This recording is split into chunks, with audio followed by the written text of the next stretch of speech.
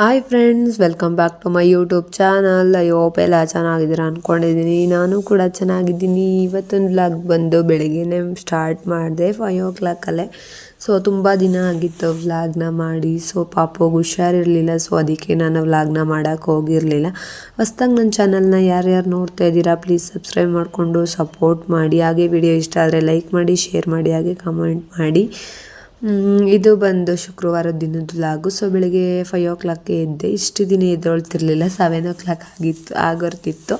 So ಎದ್ದು ಇವತ್ತು ಹಾಲು, ನೀವೆಲ್ಲ ಓದ್ ವಿಡಿಯೋಸಲ್ಲಿ ನೋಡಿದರೆ ಗೊತ್ತಾಗುತ್ತೆ. ನಮ್ಮ ಎಮ್ಮೆ ಫಲ ಅಂತ ಹೇಳಿದ್ನಲ್ಲ, ಸೊ ಅದು ಕರು ಹಾಕಿತ್ತು. ಅದು ಬಂದು ಕೋಣ ಹಾಕಿದೆ. ಸೊ ಕೋಣ ಹಾಕಿದೆ ಅಂತ ಒಂದು ಸ್ವಲ್ಪ ಬೇಜಾರು ಬಿಟ್ಟರೆ ಇನ್ನೇನಿಲ್ಲ.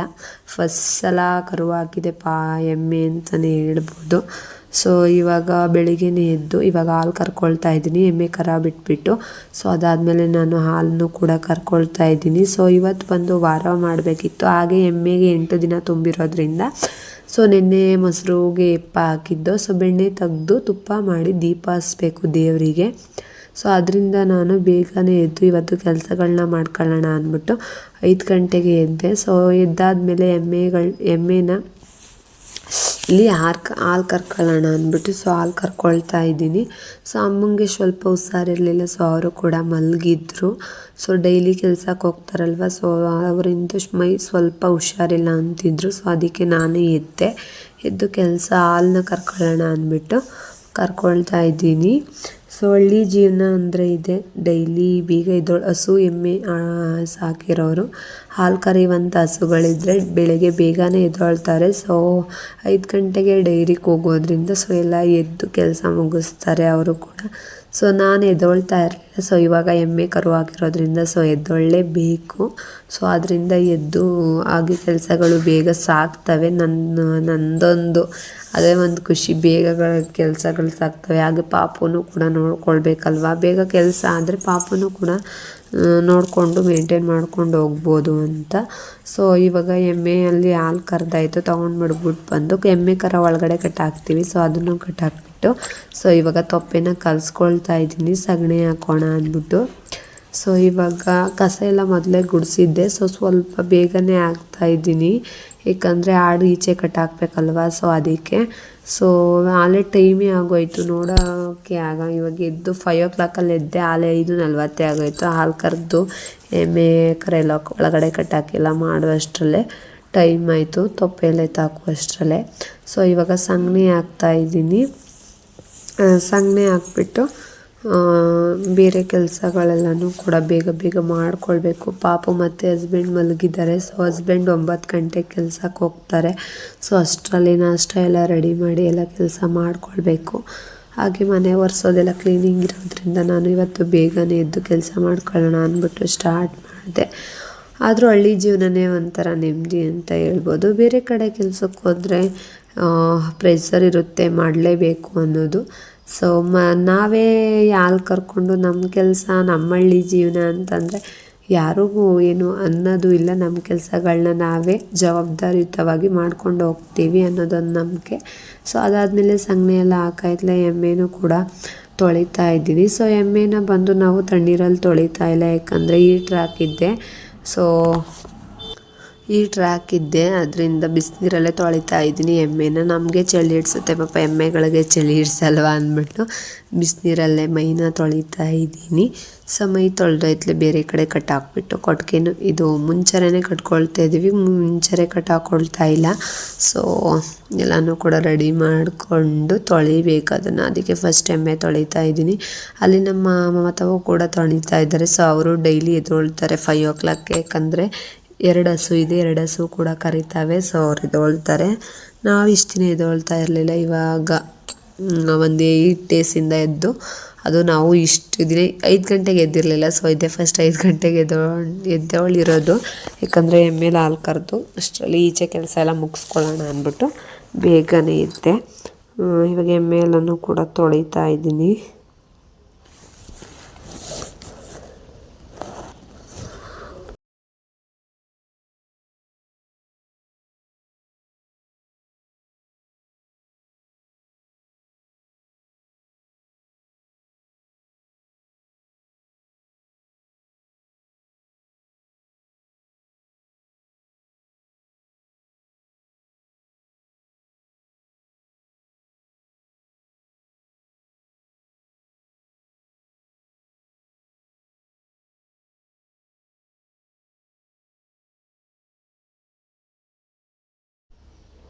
ಸೊ ಆಮೇಲೆ ಅಪ್ಪನ ಕೂಗಿದೆ. ಸೊ ಅವರು ಕೂಡ ತೊಗೊಂಡೋಗಿ ಕಟ್ಟಾಕಿದ್ರು ಎಮ್ಮಿನ ಆ ಕಡೆ. ಸೊ ಇವಾಗ ನಾನು ಎಲ್ಲ ಈಚೆಗಡೆ ಎಲ್ಲ ತೊಳಿತಾ ಇದ್ದೀನಿ. ಸೊ ತೊಳೆಯೋದು ವಿಡಿಯೋ ಮಾಡ್ಕೊಂಡಿಲ್ಲ, ತೊಳೆದಾಯಿತು, ಎಲ್ಲ ಕೂಡ ಕ್ಲೀನಿಂಗ್ ಆಯಿತು.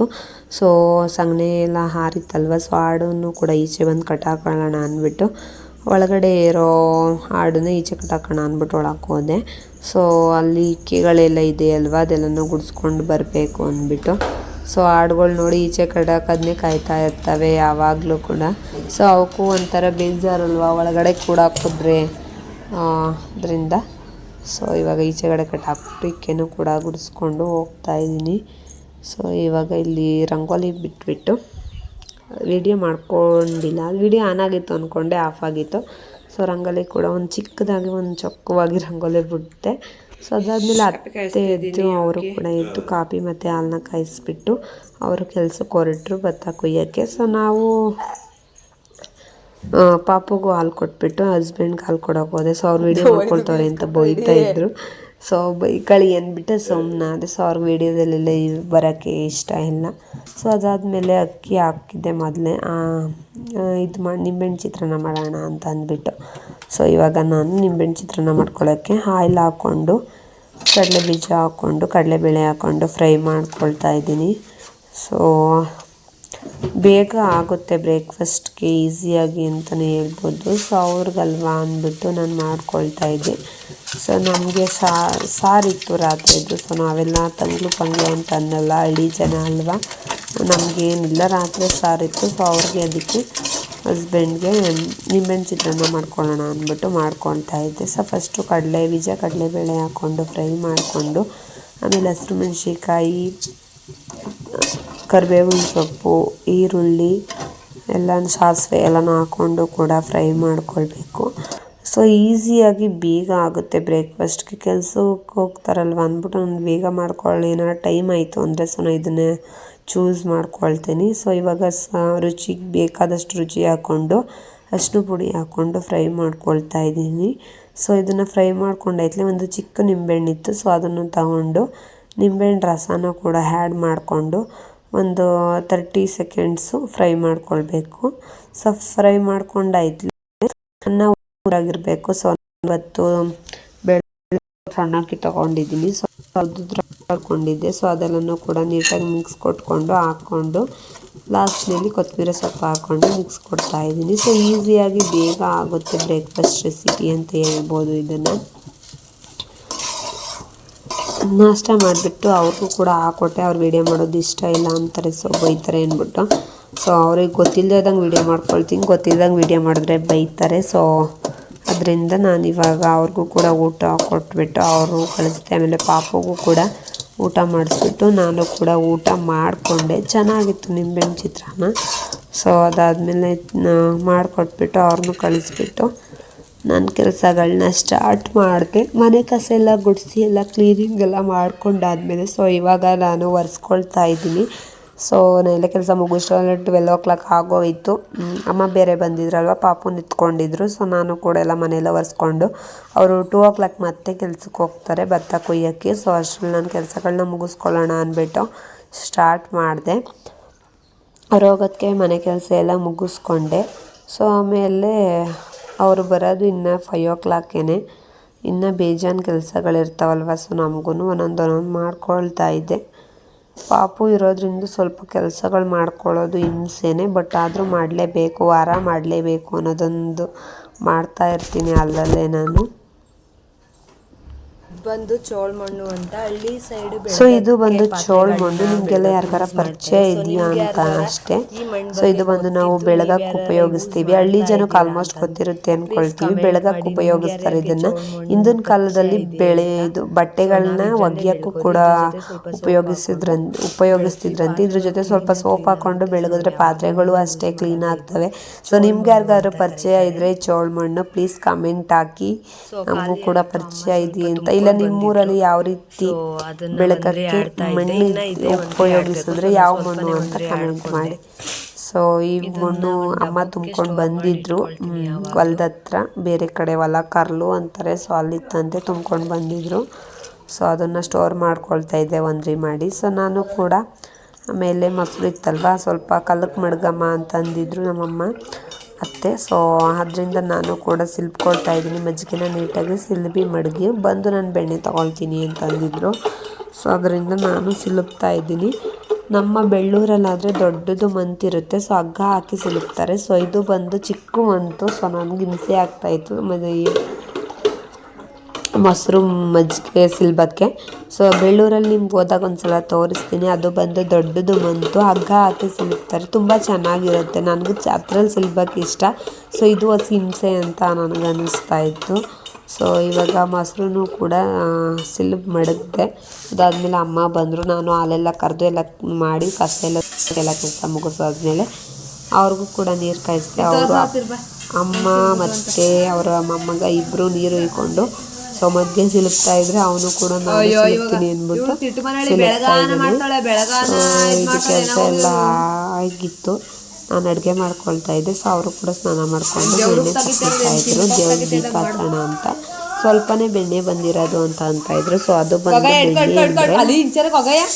ಎಳಗೊಂತಿ ಅಂತಾರೆ ಹಾಲನ್ನ. ಸೊ ಅದರಿಂದ ಎಳಗೊಂತಿಲಿ ಬೆಣ್ಣೆ ಬರಲ್ಲ. ಸೊ ನಾವು 5 ದಿನಕ್ಕೆ ದೀಪ ಹಚ್ಚಬೇಕು ಅನ್ನೋದೊಂದು ಹಳ್ಳಿ ಪದ್ಧತಿ. ಸೊ ನಾವು ಅದಕ್ಕೆ ಎಷ್ಟು ಬರುತ್ತೋ ಅಷ್ಟನ್ನು ಜೊತೆಗೆ ಸ್ವಲ್ಪ ಎಣ್ಣೆನೂ ಕೂಡ ಹಾಕಿ ದೀಪ ಹಚ್ತೀವಿ. ಸೊ ನಾನು ಅಷ್ಟರಲ್ಲಿ ಮೂಲಂಗಿ ಸಾರು ಅನ್ನ ಮುದ್ದೆ ರೆಡಿ ಮಾಡಿಕೊಂಡೆ. ಸೊ ಮೂಲಂಗಿ ಸಾರಿಗೆ ಒಗ್ಗರಣೆ ಮಾಡ್ಕೊಳ್ತಾ ಇದ್ದೀನಿ.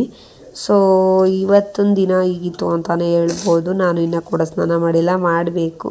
ಸೊ ಈ ವಿಡಿಯೋನ ಇಲ್ಲಿಗೆ ಎಂಡ್ ಮಾಡ್ತಾ ಇದ್ದೀನಿ. ಪ್ಲೀಸ್ ಹೊಸ್ದಾಗಿ ನನ್ನ ಚಾನಲ್ನ ಯಾರ್ಯಾರು ನೋಡ್ತಾ ಇದ್ದೀರಾ ಪ್ಲೀಸ್ ಸಬ್ಸ್ಕ್ರೈಬ್ ಮಾಡಿಕೊಂಡು ಸಪೋರ್ಟ್ ಮಾಡಿ.